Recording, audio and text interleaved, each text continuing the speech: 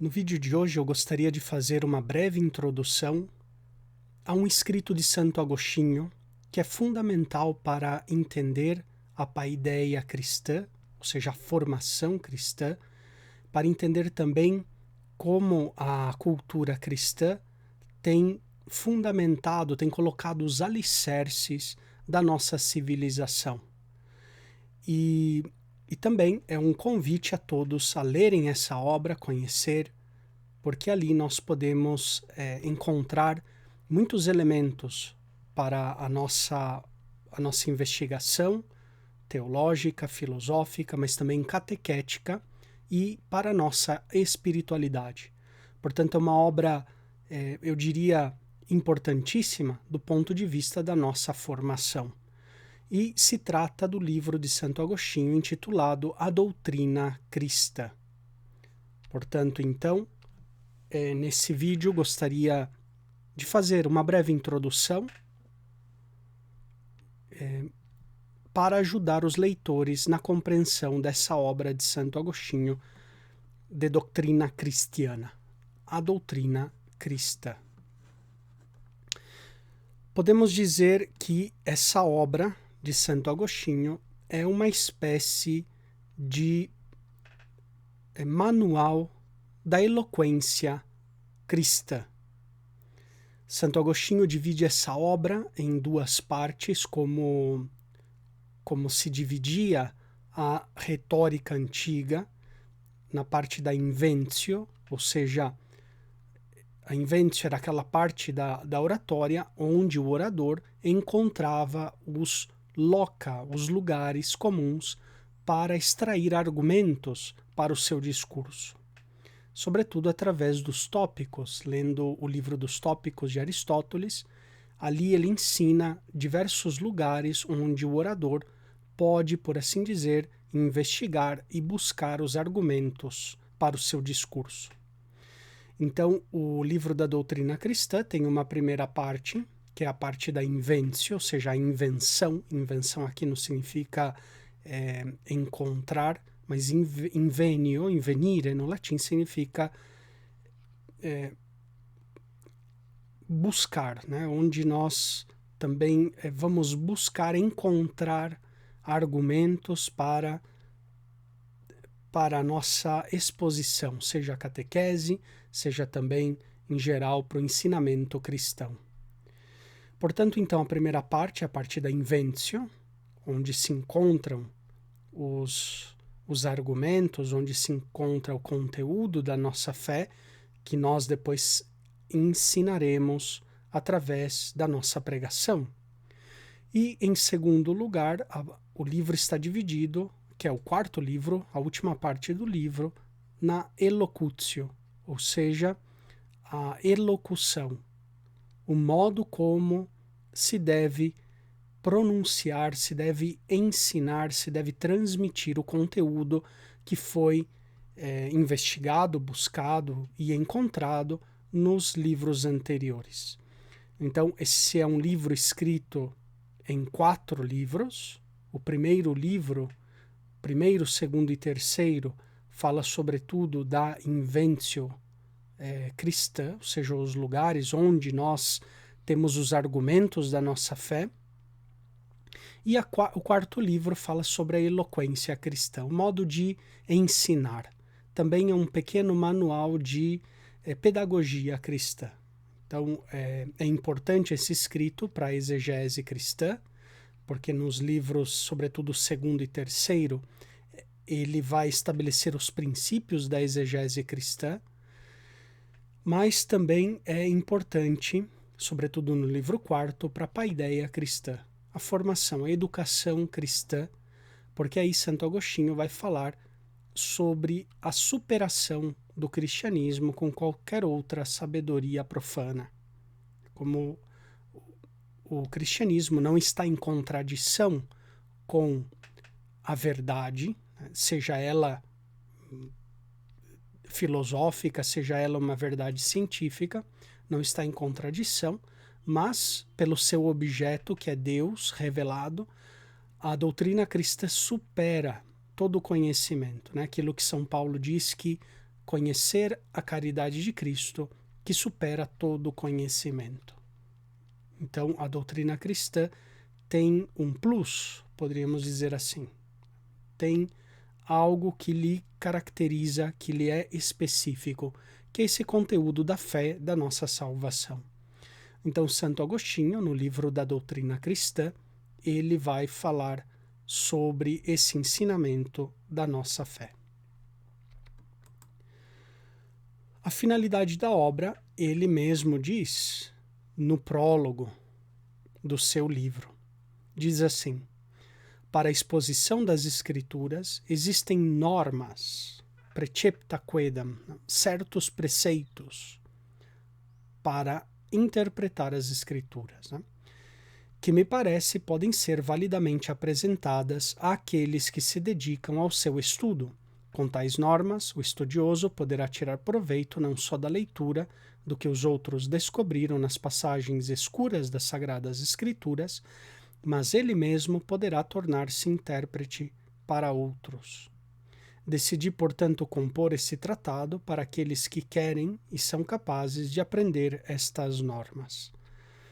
Então, Santo Agostinho escreve o De Doctrina Christiana sendo ainda presbítero de Hipona, antes de ser bispo de Hipona, mas ele termina depois durante o seu episcopado.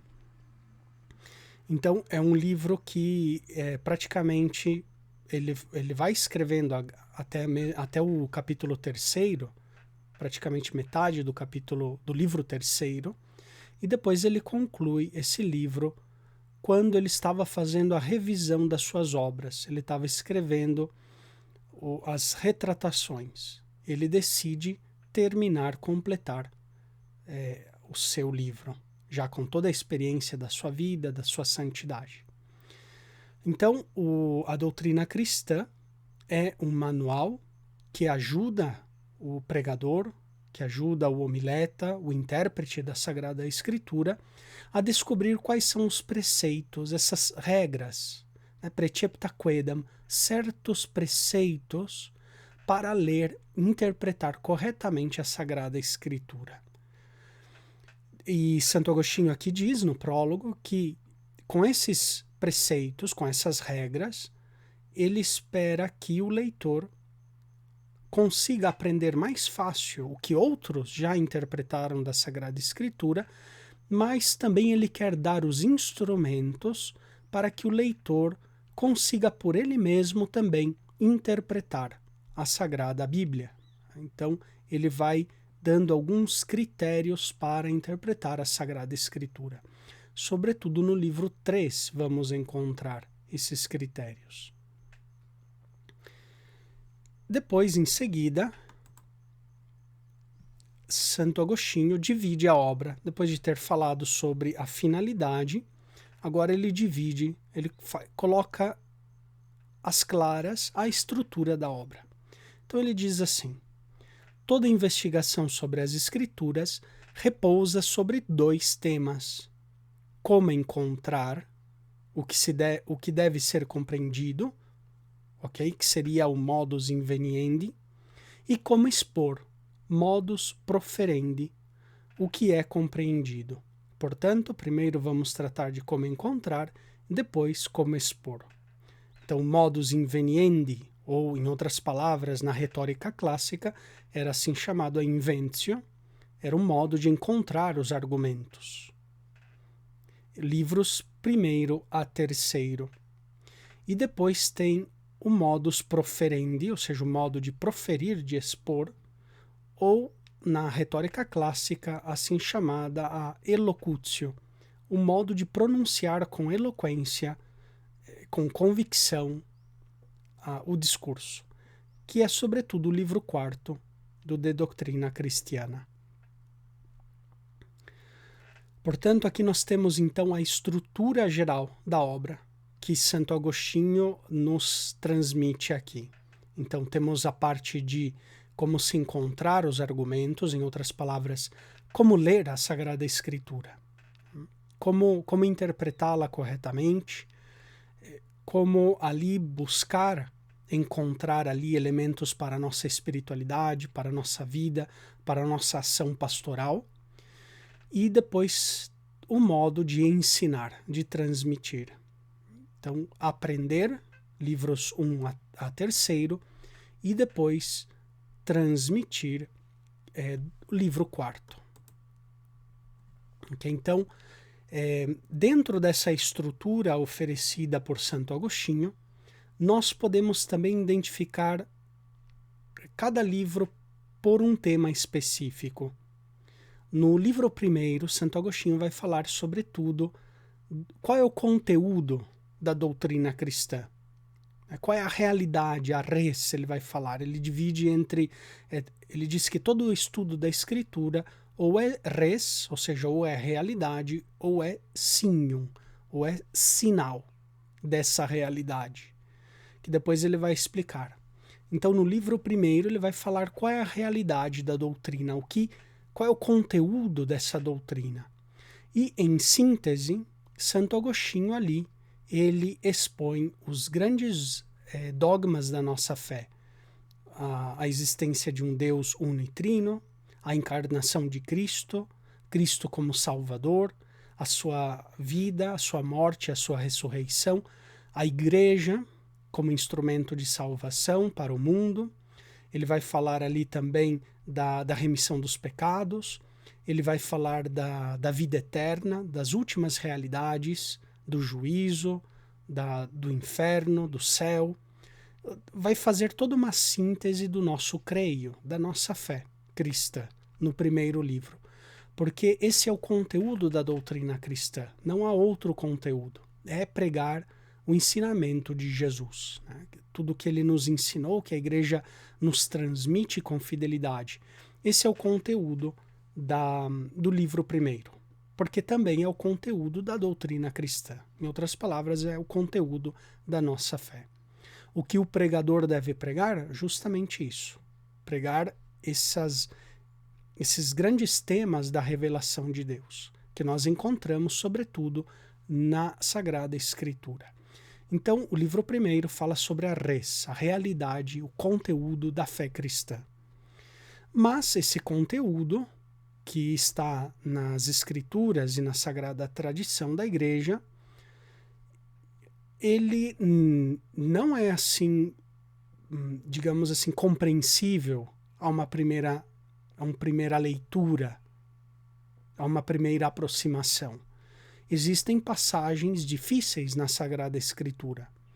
Passagens, inclusive, que a nossos olhos parecem imorais, violentas, passagens que realmente chocam a nossa sensibilidade, de hoje e de ontem. Também chocou a sensibilidade também dos Santos Padres e Santo Agostinho. Então, existem passagens difíceis da Sagrada Escritura. Portanto, essa res necessita, o veículo pelo qual nós acedemos a essa res é a palavra de Deus. Sobretudo a palavra escrita, mas também não estamos fechados a essa palavra na tradição. Através dos ritos, através dos sacramentos, aí também a palavra de Deus se manifesta na nossa vida. Mas Santo Agostinho vai falar sobretudo da palavra escrita, ou seja, da Sagrada Escritura. Ali está contida a res cristiana, a revelação, o conteúdo da nossa fé. Mas não é de fácil interpretação, porque o veículo de transmissão é a palavra escrita aqui nesse caso. Como se deve então interpretar a palavra escrita? E então Santo Agostinho, nos livros 2º e nos livros 3º, vai estudar o tema do signum, o sinal. A palavra é um sinal convencional, mas que nos leva a uma realidade. Então, assim como um sinal de trânsito nos leva a uma realidade, quando eu vejo uma placa que diz vire à direita, ali existe uma realidade, que eu sou chamado a acolher. Então, assim são os sinais, eles não ficam em si mesmo, mas eles indicam outra realidade, outra coisa além do sinal. Então, o sinal é algo, mas é referido a outra coisa superior. Então, a Sagrada Escritura, como palavra escrita, é um sinal que nos refere a esse conteúdo da fé cristã, nos remete a Cristo Jesus. Então, nos livros 2º e 3º vai falar sobre os sinais, como interpretar corretamente as Sagradas Escrituras. E aí Santo Agostinho faz um estudo até mesmo linguístico, filológico muito interessante para interpretar as passagens difíceis da Bíblia, e depois ele também dá algumas regras, sobretudo que ele aprendeu com Ticônio. O africano Ticônio foi um pregador donatista que tudo indica que ao final da vida também abandonou o donatismo. O donatismo era esse grupo cismático que estava presente sobretudo no norte da África nos primeiros séculos, né? A partir do finais do século III, sobretudo o século IV e inícios do século V, era um grupo muito ativo. Depois foi perdendo força a partir do ano 410, depois do concílio de Cartago, que se realizou, né, no ano 411. Pois muito bem, então Santo Agostinho aí expõe as regras de Ticônio, ele mesmo corrige muitas dessas regras de interpretação bíblica e nos oferece um caminho de como interpretar, sempre interpretando nessa comunhão de Cristo cabeça com o seu corpo, que é a igreja. No livro 4º é o livro, como nós vimos, da elocutio, do modo de proferir, de expor a verdade revelada. E aí Santo Agostinho fala justamente da eloquência cristã. E ele propõe ao cristão exemplos de autores cristãos, como exemplos de eloquência. Ambrósio, São Cipriano, São Basílio Magno, tantos outros autores que nos deixaram seus escritos com uma eloquência ímpar. Então, Santo Agostinho ali, ele sem rechaçar, sem rejeitar toda aquela sabedoria dos filósofos antigos, dos poetas antigos, Virgílio, Horácio, ele engloba essa cultura antiga na nova cultura cristã. Então, esse livro 4º, sobretudo, é um belíssimo manual da pedagogia cristã, de como o cristão ensina o conteúdo, a verdade da fé que ele aprendeu, que ele investigou nas Sagradas Escrituras. Então, essa é a breve introdução que eu gostaria de fazer. O meu objetivo é simplesmente abrir um pouco o leque de possibilidades, oferecer uma singela ajuda para aqueles que desejarem realmente ler o livro da doutrina cristã, porque é uma joia da pedagogia cristã, é uma joia também da eloquência cristã, e é um texto que hoje, infelizmente, está um pouco desconhecido, mas que na Idade Média formou uma série de pessoas, influenciou muito na formação do clero e também na formação da nossa cultura cristã. O livro da doutrina cristã de Santo Agostinho. Então, desejo a todos uma boa leitura, que Deus os abençoe. Em nome do Pai, e do Filho, e do Espírito Santo. Amém.